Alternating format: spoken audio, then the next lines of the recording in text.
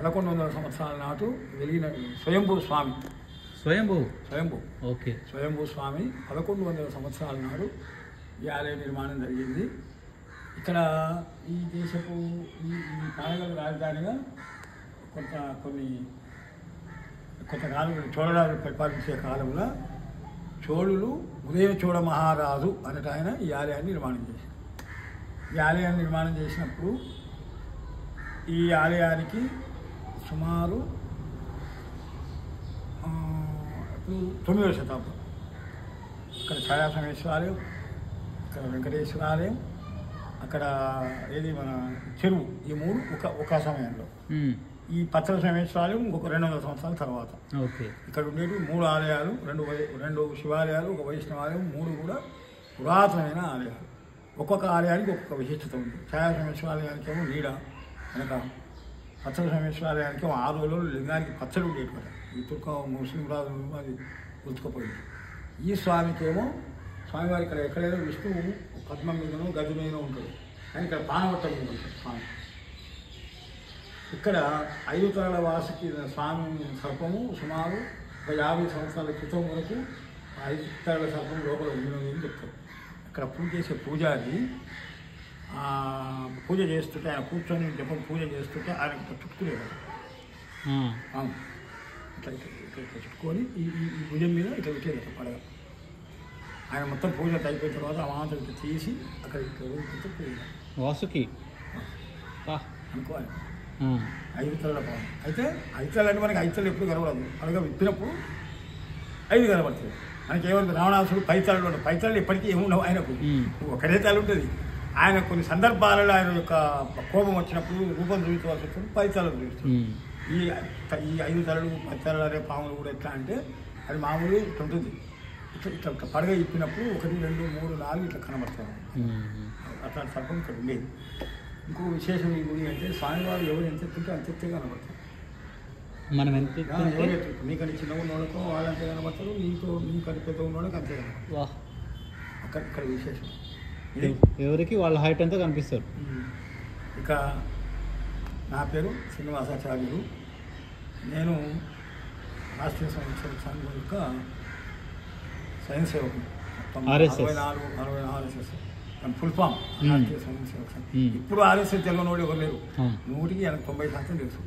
ఎందుకంటే ఇప్పుడు నా అగ్రనాయకత్వంతో వాళ్ళే, అద్వానీ కానీ, వాజ్పేయి కానీ, మోడీ కానీ, రాజ్నాథ్ సింగ్ కానీ, అమిత్ షా కానీ అందరూ కూడా వాళ్ళే. ఇవాళ కేంద్రంలో ఉన్న మంత్రులతో 180% వాళ్ళే ఉన్నారు బీజేపీ.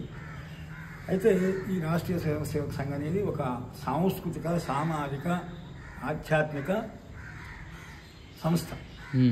దీని యొక్క లక్ష్యం ఏమిటి? RSS లక్ష్యం అంటే మనిషిని చిన్నప్పటి నుంచే తీర్చిదిద్దాలి. 1 దేశం, దైవం, సంస్కృతి, సాంప్రదాయం, దైవభక్తి, ఆధ్యాత్మికత, ధర్మం మీద అవగాహన, వీటిని వాళ్ళు నేర్పుతారు. అయితే ఎట్లా ఉంటుంది అంటే దీనికి ఇందులో అంత స్వచ్ఛందంగా పనిచేయాలి. ఏదో పిలిచి డబ్బులు ఇచ్చి పిలిచడం కాదు. మొట్టమొదలు వాళ్ళు ఏం చేయాలంటే మొట్టమొదలు స్వయం సేవక ఊళ్ళో శాఖ నడుస్తుంది. ఆ శాఖలో కొన్నాళ్ళు పాల్గొన్నాక వాళ్ళు శిక్షావర్గాన్ని పెడతారు. ట్రైనింగ్ క్లాస్ అంటాం కదా మనం, శిక్షావర్గాన్ని పెడతారు. ప్రథమ వర్ష అని చేపిస్తారు. 41 రోజులు 61 రోజులు ఉంటున్నాయి. అందులో అన్నీగా చెప్తారు అనమాట. ఈ 61 రోజులు నిష్ణాతు ఒక రకంగా చెప్పండి పోలీస్ ట్రైనింగే. కాకపోతే కళ్ళు కాలవడం, గుట్టలు తుక్కడం నేర్పరు, కానీ ఆ వ్యాయామాలు, కూర్చోవడం, ధ్యానము, యోగము ఇవన్నీ చెప్తారు. దాని తర్వాత ఒక బాధ్యత తప్ప చెప్తారు. ఇక్కడికి వచ్చిన తర్వాత మనం ఇక్కడ శాఖ నడపాలి. ముఖ్యంగా దానివల్ల మనకు అయితే ఈ స్వయం సేవక సంఘం ఏదైతే ఉందో దీనికి అనుబంధ విభాగాలు ఉన్నాయి. ఆధ్యాత్మికంగా విశ్వ హిందూ పరిషత్తు, విద్యార్థి విభాగంలో అఖిల భారత విద్యార్థి పరిషత్ ABVP, తర్వాత మజ్దూర్ సంఘ్, భారతీయ మజ్దూర్ సంఘ్, ఏది కార్మిక లోకానికి, తర్వాత మన దీనికి ఏది మన ఈ ఆధ్యాత్మిక విశ్వ హిందూ పరిషత్ అని చెప్పిన కదా. ఇట్లా అయితే ఇవన్నీ కూడా రాజకీయాల్లో బీజేపీ అంటే ఇవన్నీ కూడా అందులో నుంచి వచ్చిన సంస్థలు. అది మాతృ సంస్థ, ఉప సంస్థలు, ఇవన్నీ ఉప సంస్థలు అందులో నుంచి వచ్చింది. ఇప్పుడు ఏం చేస్తారంటే ఒక్కొక్కరు ఒక్కొక్క విభాగానికి దాన్ని తయారు చేస్తారు. ఫస్ట్ కార్యకర్తలు తయారు చేసిన తర్వాత కేటాయిస్తారు. నువ్వు మజ్దూర్ సంఘం, నువ్వు టీచర్లు కూడా ఉంది, ఉద్యోగస్తులు, విద్యార్థి పరిషత్, ఒక్కొక్కరిని ఒక్కొక్క విభాగానికి పంపిస్తారు వాళ్ళే. అట్లా ఇప్పుడు ఫర్ ఎగ్జాంపుల్ మోడీ ఉన్నాడు. మోడీ ప్రచారక రాష్ట్రీయ స్వయం సేవక సంఘంలో ప్రచారకుడు. ఆయనను అద్వానీ ఆయన రాజకీయంగా ఆయన రథయాత్ర వచ్చినప్పుడు వాళ్ళు ఆయన దగ్గరికి పంపించారు. ఆయన చురుకుదనం చూసి అద్వానీ ఆయనను బీజేపీలో చేర్చుకున్నాడు. నేను విశ్వ హిందూ పరిషత్ అంటే నేను ఒక పెద్ద మనిషి కదా, దాదాపు 45 సంవత్సరాలు దాటినాయి కాబట్టి పెద్దవాళ్ళని అంటే ఈ యువకులు కాకుండా పెద్దవాళ్ళు ఉంటారు కదా, 50 ఏళ్ళు దాటిన వాళ్ళు 40 ఏళ్ళు దాటిన వాళ్ళు ఉంటారు కదా, ఉద్యోగస్తులు వ్యాపారస్తులు, అటువంటి వాళ్ళను కూర్చుండబెట్టి అర్చకులుగా సత్సంగమని అర్చకులుగా కొందరిని అర్చకులు చెప్తాను సత్సంగం అని చెప్పి నిర్వహిస్తూ ఆధ్యాత్మికంగా దీన్ని మేము ఈ రకంగా విశ్వ హిందూ పరిషత్ అందులో నేను ఫుల్ టైమర్గా 11 సంవత్సరాలు పనిచేశాను. అంటే నేను చెప్పుకోవడం స్వయం సేవకనే చెప్పుకుంటాం కానీ ఏమిటి అన్నప్పుడు విశ్వ హిందూ పరిషత్. అయితే నువ్వు అన్నట్టు అర్చక విభాగం కూడా ఉంది. అర్చక విభాగం అంటే కేవలం బ్రాహ్మిన్స్ అని కాదు. అర్చకం అంటే ఇప్పుడు గ్రామదేవతలు ఉన్నారు. గ్రామదేవతలు అంటే ఇప్పుడు మైసమ్మ, ఎల్లమ్మ, పోచమ్మ ఉన్నారు. ఒక్కొక్క దేవతకు ఒక్కొక్క కులపోళ్ళు ఉంటారు. గంగామ్మకు దేవతకు బెస్తోళ్ళు ఉంటారు. ఎల్లమ్మకు ఇంకా వీళ్ళు మన ఎవరు కుమ్మరోళ్ళు ఉంటారు.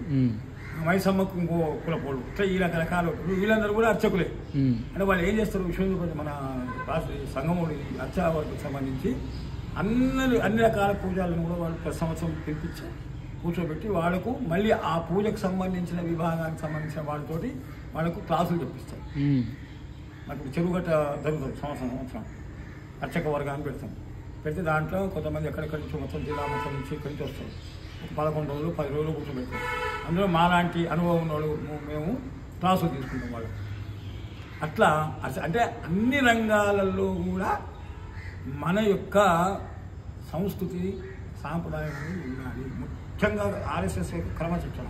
చాలామంది ఏం చేస్తున్నారు అంటే ఆర్ఎస్ఎస్ అనగానే మత తత్వ సంస్థ, ముస్లిం విరోధి, ముఖ్యంగా వేరే మతస్థులకు ఇది వ్యతిరేకమని ప్రచారం చేస్తున్నారు. అందులో పనిచేసిన వాళ్ళల్లో ముస్లింలు కూడా ఉన్నారు సంఘంలో. అయితే తక్కువ ఉంటారు వాళ్ళు ఎక్కడ కూడా. నేను సుమారు 64 అంటే లెక్కేయండి, ఇప్పుడు నాకు 74 ఏళ్ళు. నేను సుమారు ఒక 10-12 సంవత్సరాలు ఫుల్ టైం వర్కర్గా చేసిన. అంతకుముందు నేను శాఖలకు పోయినా, శిక్షా వర్గాలకు పోయినా, మన ట్రైనింగ్ క్లాసులకు పోయినా, ఎప్పుడు ఎక్కడ కూడా సంఘంలో ఆర్ఎస్ఎస్లో ఎప్పుడు కూడా ఒక మతాన్ని గురించి ద్వేషంగా ఎప్పుడు చెప్పరు. కాకపోతే వాళ్ళ వల్ల జరుగుతున్నటువంటి ప్రమాదాల గురించి చెప్తారు కొంతమంది మతత్వం. ఇప్పుడు చూస్తూనే మనం ఆ వాళ్ళ ఆర్ఎస్ఎస్ చెప్పింది ఇప్పుడు నిజమవుతుంది.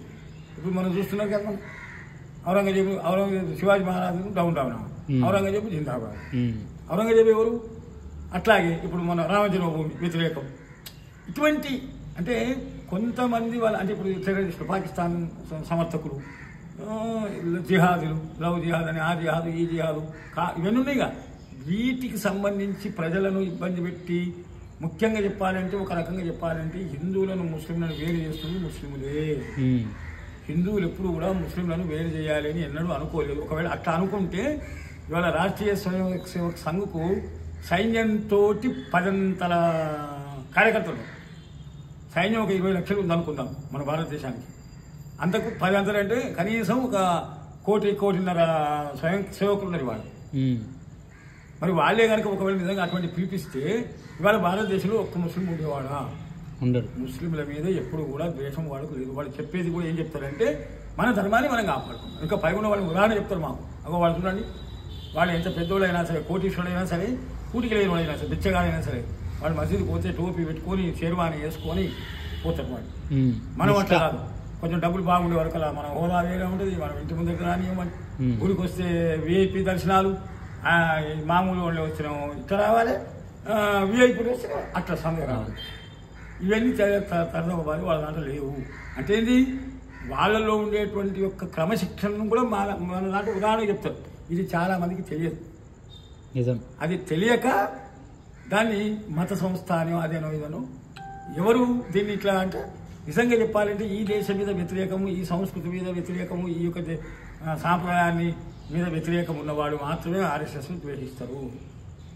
ఇంకా అందులో నేను పేర్లు చెప్పాను కానీ ఇప్పుడు ఒక ఆయన కదా మనకు కాబోయే ప్రధాని అంటున్నాం కదా. ఆయన ఇప్పుడు ఆయనకి ఇంకా మనం ఇప్పుడు ఇంకోటి ఏంటంటే నేను ఒక మాట, ముస్లింలు మంచి ప్రశాంతంగా ఉండొచ్చు ఇప్పుడు వాళ్ళు.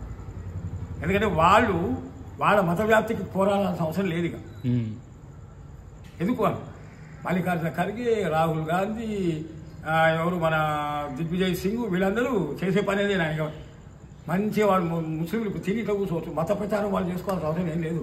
వీళ్ళే చేస్తున్నారు. వాళ్ళ ముఖ్యమంత్రులు కూడా రాష్ట్రాలకు వాళ్ళ ముఖ్యమంత్రులు అక్కడక్కడ ఉన్నారు కదా. వాళ్ళు వచ్చినప్పటి నుంచి మొదలు అక్కడ ఏం జరుగుతుంది, కర్ణాటకలో ఏం జరుగుతుంది,